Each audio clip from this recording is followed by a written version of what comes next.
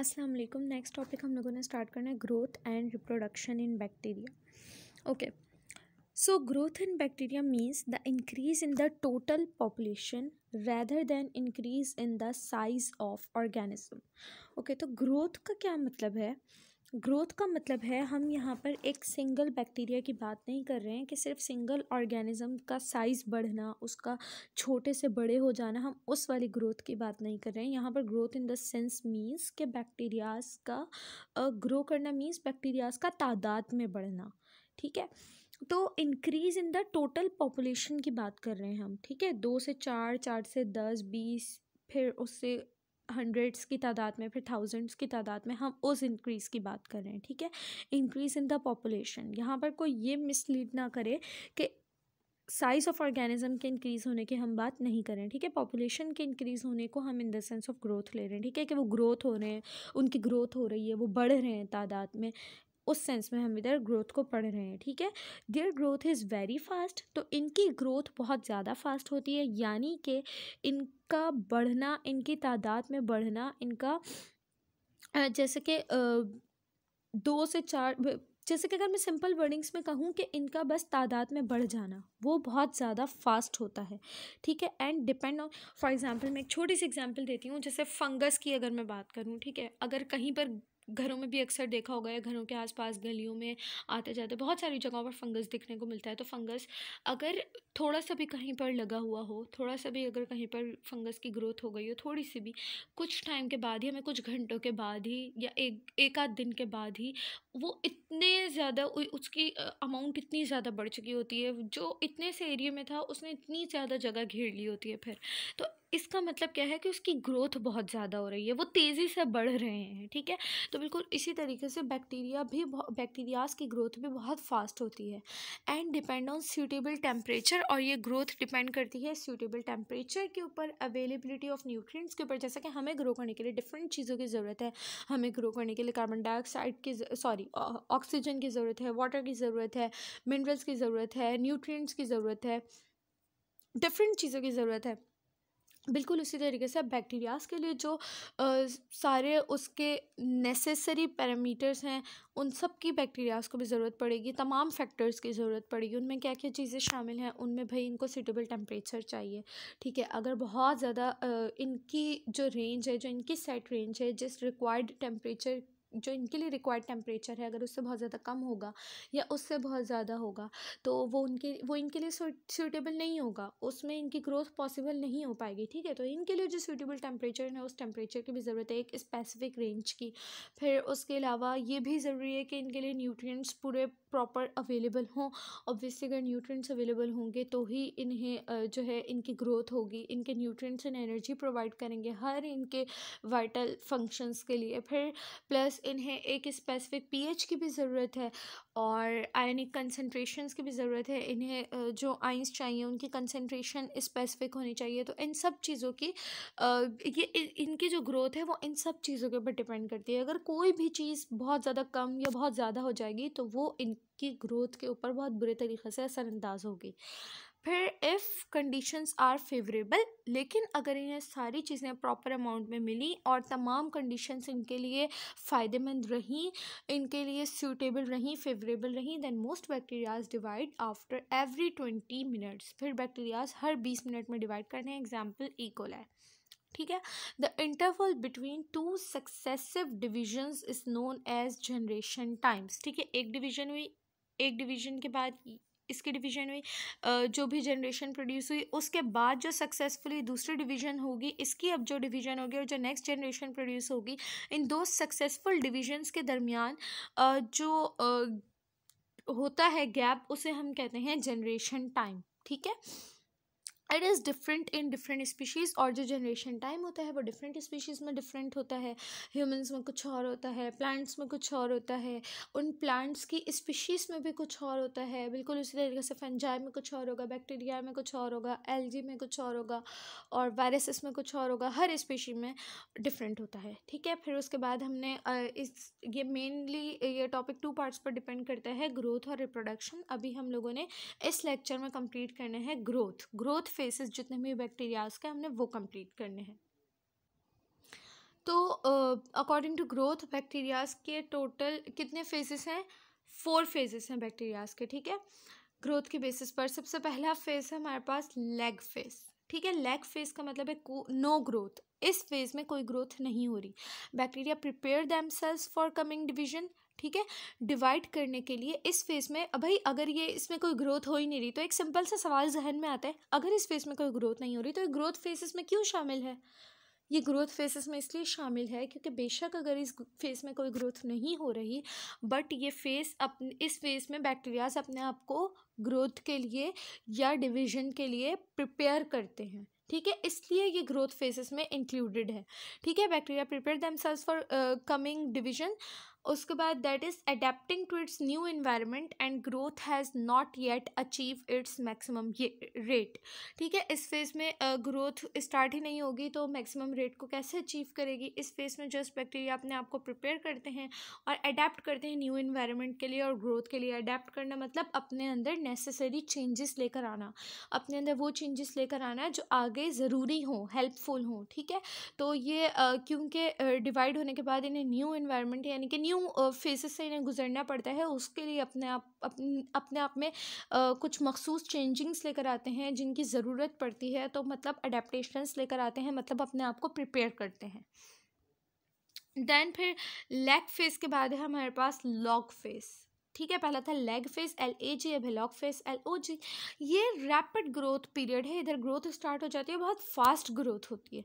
Fast growth occurs at this phase, इस phase में बहुत ज़्यादा फास्ट ग्रोथ होती है, बहुत तेज़ी से बैक्टीरियाज ग्रो करते हैं in human. The disease symptoms develop during the log phase, ठीक है। जब बैक्टीरियाज इंसानों पर अटैक करते हैं, इन्वेट करते हैं ह्यूमन सेल्स को, उन पर हमला करते हैं, उन्हें उनमें डिजीज़ कॉज करते हैं, तो वो इसी फेज़ में होती है। क्यों? क्योंकि डिजीज़ कॉज करने का मतलब ये नहीं है कि एक साथ बहुत सारे बैक्टीरियाज आपकी बॉडी में घुस गए और बस वो तबाही मचा रहे, नहीं। डिजीज़ कॉज करने का सिंपली मतलब ये है, जब कोई हमें बैक्टीरियल डिजीज़ होती है तो स्मॉल अमाउंट में बेशक वो एंटर हो, लेकिन वो क्या करते हैं, आहिस्ता आहिस्ता आहिस्ता आहिस्ता अपने आप को रेप्लिकेट करते जाते हैं, मल्टीप्लाई करते जाते हैं, उनकी ग्रोथ होती जाती है और वो इतने ज़्यादा बढ़ जाते हैं कि फिर हमारे सेल्स की डिस्ट्रक्शन स्टार्ट हो जाती है, ठीक है। दिस इज़ सिंपली डिजीज़, ठीक है। हमें सिंपली बीमारी हो कैसे रही होती है कि जो भी, चाहे वो वायरस हो, बैक्टीरिया हो, जो भी हो, अगर वो हमारी बॉडी में एंटर हो रहे हैं तो वो हमारी बॉडी को एज अ होस्ट सेल इस्तेमाल कर रहा है। उनका अहम मकसद क्या है कि उन्हें बस अपने रहने के लिए जगह चाहिए, उन्हें अपने खाने पीने के लिए न्यूट्रिएंट्स चाहिए, उन्हें हमारे एंजाइम्स चाहिए, उन्हें बस सिंपली रहने के लिए जहाँ पर वो अपनी तमाम ज़रूरियात को पूरा कर सकें एक प्रॉपर जगह चाहिए, ठीक है। जिसके लिए वो क्या करते हैं, अपने आप को मल्टीप्लाई करते जाते हैं, अपनी तादाद बढ़ाते जाते हैं हमारी बॉडी में आकर, ठीक है। तो वो रेप्लिकेट तो हमारी बॉडी में एंटर होने के बाद भी कर लेंगे, इसलिए उनकी रेप्लिकेशन हमारी बॉडी में एंटर होने के बाद होती है। और जब वो रेप्लिकेट होते हैं, जब वो तादाद में बढ़ रहे होते हैं, जब वो पूरे फैल जाते हैं, तभी तो हमें कोई डिजीज़ कॉज होती है। तो इसलिए जो हम ह्यूमंस में डिजीज़ हो रही होती हैं, बैक्टीरियल डिजीज़, वो इस ही फेज़ के दौरान होती हैं, क्योंकि इस फेज़ में ग्रोथ मैक्सिमम है। अगर वो ग्रोथ कर रहे हैं, अगर वो फैल रहे हैं, तो ही हमें वो नुकसान पहुंचा रहे हैं, ठीक है। फिर because the bacterial production attains such a high level which damage the tissues, जब इनकी ग्रोथ बहुत ज़्यादा हाई लेवल पर पहुंच जाएगी तो हमारे जितने भी टिश्यूज़ होंगे वो डैमेज होते जाएंगे, ठीक है। फिर उसके बाद लैग फेस हो गया, लॉग फेस हो गया, फिर उसके बाद आता है स्टेशनरी फेस। स्टेशनरी का क्या मतलब होता है कि कोई भी चीज़ रेस्ट में है, थम गई है, ठहर गई है, बैलेंस में है, रुकी हुई है, जो भी वर्ड इस्तेमाल करना चाहें। तो स्टेशनरी फेस में क्या होगा, जितनी ग्रोथ हो रही है, भाई इस फेस में ग्रोथ तो हो रही होगी, ऐसा नहीं है कि ग्रोथ स्टॉप हो गई, ग्रोथ हो रही है, लेकिन जितनी ग्रोथ हो रही है उतनी ही डेथ्स भी हो रही हैं, ठीक है। तो इसमें क्या आ जाती है, इसमें इक्वालिटी आ जाती है, जितनी बर्थ उतनी डेथ्स, ठीक है। तो यहाँ पर मतलब इस ग्रोथ का कोई फ़ायदा नहीं है, बस हाँ एक सेंस में ये फ़ायदा कह सकते हैं कि जितनी डेथ्स हो रही हैं उतनी चलो ग्रोथ्स भी हो रही हैं, बट जितनी डेथ्स हो रही हैं उतनी ग्रोथ्स हो रही हैं, दोनों चीज़ें इक्वल हैं, अपने आप को बैलेंस कर रही हैं, इसलिए फेस कहलाता है stationary phase. Okay, after log phase the growth slows down, growth कम हो जाती है because of shortage of nutrients. क्यों? क्योंकि न्यूट्रिएंट्स की कमी हो जाती है, ठीक है। न्यूट्रिएंट्स की कमी हो जाएगी, ना ग़िज़ा नहीं मिलेगी, ना एनर्जी नहीं मिलेगी, ना एनर्जी नहीं मिलेगी, इनके basic processes, basic functions perform नहीं होंगे बॉडी के। जब वो परफॉर्म नहीं होंगे तो इनकी ग्रोथ नहीं होगी, ठीक है।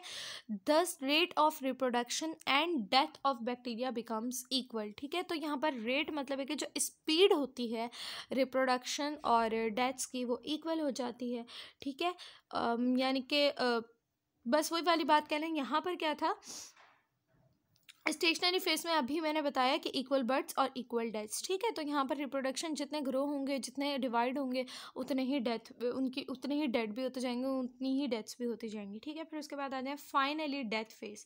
अब इसके अंदर कोई ग्रोथ नहीं होगी, यहाँ पर सिर्फ डिक्लाइन फेज होगा, सिर्फ और सिर्फ डेथ्स होंगी। जो बने होंगे वो सारे के सारे मरेंगे, ठीक है। तो ये वो फेज़ है। तो इस फेज़ के अंदर हम देखते हैं क्या हो रहा है। In this phase death rate increases, death rate इसमें बढ़ जाएगा। अभी यहाँ पर जो है वो ग्रोथ रेट बढ़ रहा था, यहाँ पर ग्रोथ रेट जो है वो इक्वल हो गया था डेथ रेट से, बट यहाँ पर सिर्फ और सिर्फ डेथ रेट बढ़ रहा है, ठीक है। एंड रिप्रोडक्शन रेट डिक्रीजेस, और रिप्रोडक्शन रेट कम हो गया है, डेथ रेट बढ़ गया है, ठीक है। It is due to exhaustion of nutrients. यहाँ पर न्यूट्रिएंट्स की शॉर्टेज हो गई थी, कमी हो गई थी, यहाँ पर एग्जॉस्शन हो गई है, ख़त्म हो गए। And accumulation of toxic waste, और एक्यूमुलेट हो गए टॉक्सिक वेस्ट। टॉक्सिक वेस्ट क्या है?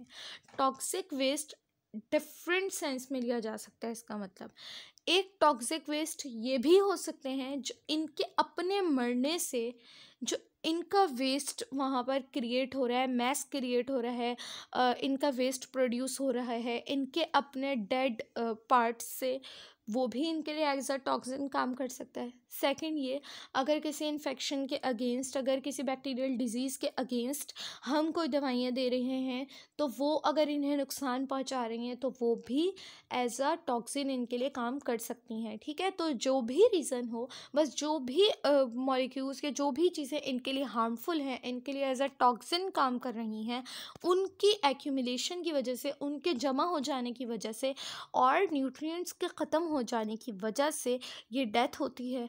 और यहाँ पर सिर्फ और सिर्फ डेथ रेट इंक्रीज़ हो रहा है, जबकि रिप्रोडक्शन रेट कम होते होते होते होते आखिरकार इस फेज़ में ख़त्म हो जाएगा, ठीक है। ये जो है बैक्टीरियल ग्रोथ साइकिल है पूरी, जहाँ से ये लोग अपने आप को प्रिपेयर करते हैं ग्रोथ के लिए, वहाँ से लेकर जहाँ तक कि इनका पूरा डिक्लाइन हो जाता है, वहाँ तक के कंप्लीट साइकिल इन 4 फेसेस के ऊपर डिपेंड करती है: लैग, लॉग, स्टेशनरी, डेथ। अब इसी पूरे प्रोसेस को, इसी पूरी साइकिल को इनकी हम पढ़ेंगे इस ग्राफ के थ्रू, ठीक है। तो देखते हैं यहाँ पर सेल नंबर है, लॉगरिथमिक स्केल दिया हुआ है सेल नंबर्स का, यानी कि सेल्स की तादाद कितनी बढ़ रही है और कितनी कम हो रही है, ठीक है। ये क्या है? ये ग्रोथ कर्व है बैक्टीरियल पॉपुलेशन का। तो हम देखते हैं, पहले है लेग फेस। लेग फेस में ये देखें, ये अपने आप को क्या कर रहे हैं, ना ये बढ़ रहा है ना ये कम हो रहा है। यहाँ पर ये सिर्फ इस डायरेक्शन में जा रहा है, यानी कि ये अपने आप को ग्रोथ के लिए प्रिपेयर कर रहे हैं। फिर उसके बाद आया लॉग फेस। लॉग फेस क्या है? जब ये सिर्फ और सिर्फ ग्रो कर रहे हैं। देखें, सबसे ज़्यादा ग्रोथ इसी फेज़ में सबसे ज़्यादा डिजीज़ भी कॉज होती हैं, इसी फेज़ में सबसे ज़्यादा इनकी ग्रोथ हो रही है, ठीक है। फिर उसके बाद आया स्टेशनरी फेज। स्टेशनरी फेज फिर से एकदम ऐसा हो गया, स्टेशनरी फेज में ना ये बढ़ रही हैं ग्रोथ्स और ना डेथ्स कम हो रही हैं, ना डेथ्स बढ़ रही हैं ना ग्रोथ कम हो रही है, दोनों बिल्कुल इक्वल चल रहे हैं, इसलिए यह है स्टेशनरी फेज, ठीक है। दोनों चीज़ों ने अपने आप को बैलेंस किया हुआ है।